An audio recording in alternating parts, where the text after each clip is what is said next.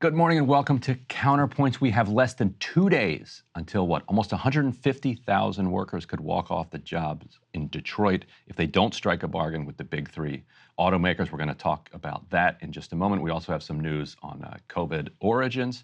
What else we got today? Well, of course, the big news about impeachment, we're going to start with that. We have lots of video clips that I think give a great glimpse inside what was happening on Capitol Hill yesterday. Ryan was there, so he can share some color from actually doing some on-the-ground reporting inside the halls of the Capitol last night. We're going to talk about the Biden administration's new waiver to unfreeze some of Iran's own money. And the controversy that has erupted. We're going to hear from the White House, their response to criticism from Republicans. We're going to be talking about Woody Harrelson, his response to the war in Ukraine. I'm going to be talking about a little bit of a snitch line that's happening in L.A. And Ryan, you've got some. Yeah, today we're going to get inflation numbers. Yeah. Those are going to be out by the time that you've watched this. So we'll be talking about that later in the program. We'll talk about the inflation numbers as they relate to worker power and the battle between capital and labor. And then at the end, speaking of capital, we're going to talk about this incredible story of how one of Warren Buffett's kids bought a town. Why not? Yeah, if you can, why not? Why not? But yeah, so I was on Capitol Hill yesterday, and all the reporters, how are you responding to Kevin McCarthy deciding that he's going to open an impeachment inquiry? And it was just so kind of depressing. And it's like, I was with Fetterman. Who cares? You don't have the votes for this. Why are we doing this? What's going on? Anyway, here is what everybody was responding to. Let's roll Kevin McCarthy's kind of quick press conference that he called yesterday morning. I am directing our House committee to open a formal impeachment inquiry into President Joe Biden. This logical next step will give our committees the full power to gather all the facts and answers for the American public. It's exactly what we want to know, the answers. I believe the president would want to answer these questions and allegations as well. Now, crucially, the way that an impeachment inquiry is opened is through a vote on the House floor. Typically. Typically. That's what is supposed to trigger all of the kind of extra powers that come with that impeachment inquiry, the ability to obtain records, deeper subpoena power. McCarthy has said he's not going to do that. He's just going to declare an inquiry. But we also have some suggestion of where this declaration came from. Here's Matt Gaetz speaking on the floor a little bit after McCarthy's announcement. On this very floor in January, the whole world witnessed a historic contest for House Speaker. I rise today to serve notice. Mr. Speaker, you are out of compliance with the agreement that allowed you to assume this role. The path forward for the House of Representatives is to either bring you into immediate total compliance or remove you pursuant to a motion to vacate the chair. So there you see very clearly the connection here between impeachment and the motion to vacate. And this is all tied together. That's why this is such a busy fall, because this is going to get into the government shutdown argument. This is going to get into changing the speaker, and this is going to get into impeachment. All of this is colliding in the short number of days that they're actually in session, before a government shutdown at the end of this month. So now they're going to be fighting over whether they pass a continuing resolution to fund the government into December, which is McCarthy's preference, and then they have to figure out how to fund the government before the end of the year. Or, I mean, it's McCarthy's like between a rock and a hard place, and he's been there for 6 months now, 6 months plus. So he has some experience there, but holy smokes, is this a tangled knot for him in the next couple of months. And so Gaetz is saying that if he puts a CR on the floor, he will introduce a motion to kick McCarthy out of the speakership. A CR stands for continuing resolution, which also isn't very helpful if you're not following Congress. It basically means whatever the kind of line of the budget lines are now, those continue until a certain date. So if they do a CR until December 5th, then the government stays funded at the same rate until December 5th. And they've been kicking around the idea of, a CR into December.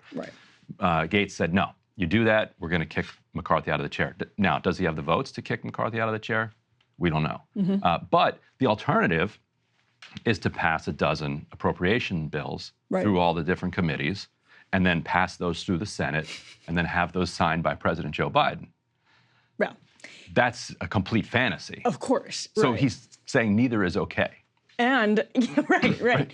And there are a million. We're going to get into this, I think, a little bit later in the block. But there are a million different scenarios where neither is okay. Like those are the two options on the table, and they're not workable whatsoever. So it's just going to be for people who want their government to function. Some people don't want their government to function. A lot of people on the right say, like, screw it. You know, you're not doing anything for us anyway. I don't mind if you shut down for a month. But if you're not in that camp, this fall is going to be it's going to be a bloodbath from that perspective. And what makes this all feel so empty and why it felt so hollow up on the Hill yesterday is later in that speech, Gates talks about the things that the Freedom Caucus wants, kind of in exchange for their leveraging of this power. Here's what he said. He wants a vote on a balanced budget amendment. He wants a vote on an impeachment inquiry, not just a declaration of it. He wants a vote on term limits. So he wants these three votes, very reminiscent of forced the vote back in 2021 when the left was saying, we want to vote on Medicare for all, because just like that vote, Gates acknowledges on the floor, he says, these things aren't going to pass. Balanced budget amendment's not going to pass. He knows term limits probably won't pass. And he says term limits might pass because it's an easy thing to vote for because the Senate's not going to take it up. And he says even impeachment inquiry might not pass. But he just wants to be seen fighting. He needs it. He needs to give his base something. So it feels like McCarthy just, okay, fine, vote on a balanced budget amendment. But then, exactly, you have people like Nancy Mace who are like, why are you making us walk the plank on these unpopular items? And that's where, so there's the Tuesday group Republicans, kind of moderate Republicans, or people who are aligned with them, versus the Freedom Caucus Republicans. And actually, when you have this slim of a majority, both are in a big position of power for Kevin McCarthy. And so Nancy Mace, though, went on CNN with Caitlin Collins and defended the impeachment inquiry. And this is without a vote, and this is where the rubber meets the road for Republicans in that they know, even in moderate districts, so Nancy Mace is from a solid red state, but not a let's say red meat necessarily part of South Carolina. Charleston. People are doing all right. Not like a populist haven in South Carolina, but people want impeachment. Republican voters want impeachment. It doesn't matter if you're populist or not. They look at what's happened with Joe Biden and Hunter Biden, and they see that there were outright lies over the course of the campaign, and they want an impeachment from it. And so here's Nancy Mace defending impeachment as, we heard this from Kevin McCarthy as well, but this is the key. You're going to hear what she says, that it gives them certain powers. And Ryan and I are going to get into whether or not that's actually the case. But here's Nancy Mace making that case. You support launching an impeachment inquiry into President Biden? Well, I mean, it's hard to say at this point. I think there's a difference between an impeachment vote and an inquiry. The inquiry would give us another tool in the toolbox specifically to look at Joe Biden's bank records. Everyone's screaming about the evidence. Where's the evidence? The bank records hold all of the evidence. And if the American people, Caitlin, if you could see the suspicious activity reports that I have seen on the Biden family, you would probably support an impeachment inquiry just as a tool to get more information on specifically the bank information, bank records of Joe Biden and his family members. That's an important tool in our toolbox. What is the difference between an inquiry and impeachment? There is no difference. They have to vote on whether to move forward on impeachment. That's what the vote is.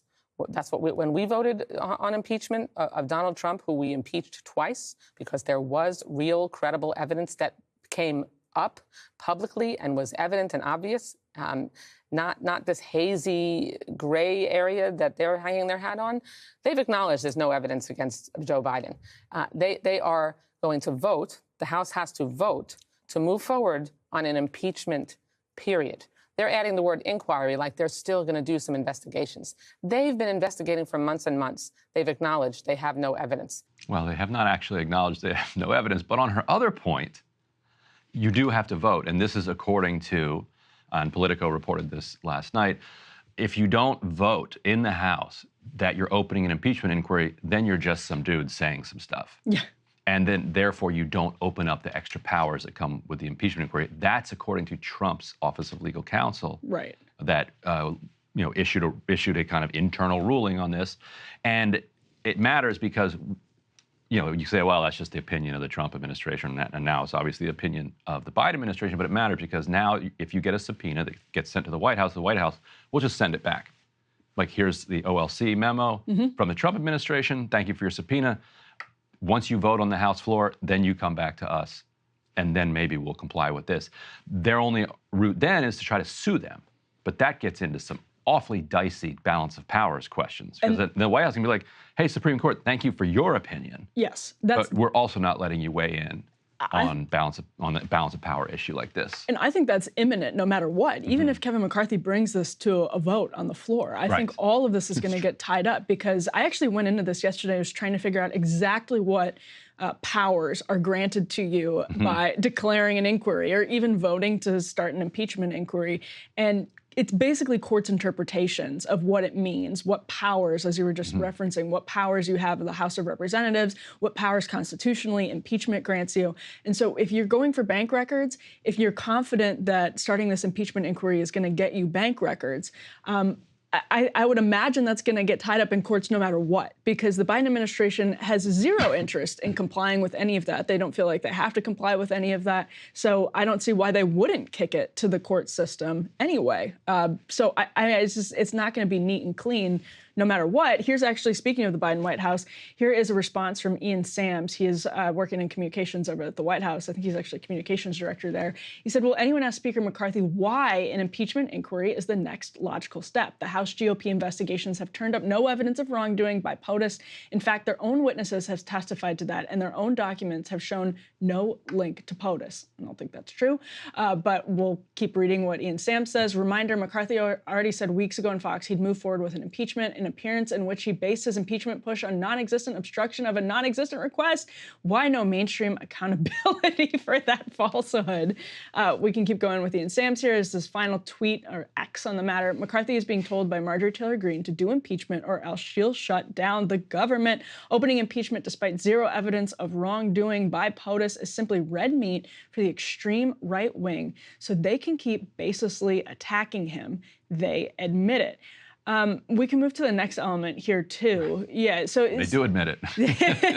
I mean, I don't know. So I actually think this is pretty interesting, because even in Axios this morning, Mike Allen's newsletter, morning newsletter, admitted there's a big problem for the Biden White House here, which is that Joe Biden flat out lied about whether he had been involved more than just like very, very superficially in the business. He lied about that. And he lied about whether Hunter Biden made any money from China. Those are two things he said on the campaign trail in 2020 that if we zoom out to the 30,000-foot view and look at it, say, why would somebody lie about those two things? Even though we may have like color here and there and, understand it a little bit from, the perspective of the politics. If you zoom out, as an average American, you look at that and you're like, well, that's pretty weird and that's pretty bad. So I think Republicans feel like they have the wind at their backs when it comes to that. Now, on the other hand, when it comes to all this minutia about tying it back to Joe Biden and what the text about the big guy means and giving half your salary to pops, all of those things, that's a little bit more difficult of a case to make, even though I think that's legitimate evidence. The other fundamental problem that this impeachment inquiry has is that it involves activity that predated and was known before he was president. So we had an election on which the Republicans ran heavily on the idea that he was corrupt, and he was elected anyway. And so it would be breaking new ground to say that you're going to impeach somebody for something that they did before they were in office. Generally, that's, you prosecute them or you sue them, but impeachment is for things that you do in office. The whole audience is going to say, what about Spiro Agnew? I don't know about all the details of Spiro Agnew. Everyone in the audience right now, what about Spiro Agnew? Yeah. And he did not get impeached. He resigned in disgrace. So that's slightly different. Would he ever have gotten impeached? I don't know. He was busted in all sorts of Maryland corruption. And he was Nixon's vice president. That's how we wound up with Ford. And so that's the only one that I can think of that, you might have gotten close to getting impeached for something that he hadn't done while he was in office. And that I think is a high bar to voters too, because the voters are like, look, this was up to us. We decided this. And the Republicans will say, well, there was, Twitter censored us from like sharing all this information. So therefore, I guess we have to impeach him now. But also, as Matt Gaetz admitted in the pieces that you just posted, if this is a platform, this is a way to drag down his numbers. Well, and that's if they can do it fast, they will help Democrats so that somebody will replace Biden. Ironically, so hurry up with this so the Democrats can get somebody reasonable in there. Actually, that was a case made in the Washington Post just this morning, basically, that like it's time for Joe Biden to step down and the clock is ticking. Democrats should start leaking. Yeah, right. Maybe they will. Ryan's DMs are open. There you go. But no, ironically, it's actually Kevin McCarthy is the one who said that about the Benghazi hearings and Hillary Clinton and got in huge hot water with the sort of establishment Republican sect when he came out. I think it was on Fox News back in 2016, or maybe it must have been 2015, about how Benghazi was. He tied it to Hillary Clinton's campaign fortunes, essentially, the Benghazi hearings. Hey, if you liked that video, don't forget to hit the like button and subscribe to Breaking Points. If you want to see the rest of Counterpoints, go to breakingpoints.com to become a premium member and get the full uncut show every morning in your inbox and on Spotify. Help us build independent news and get the full show every morning at breakingpoints.com.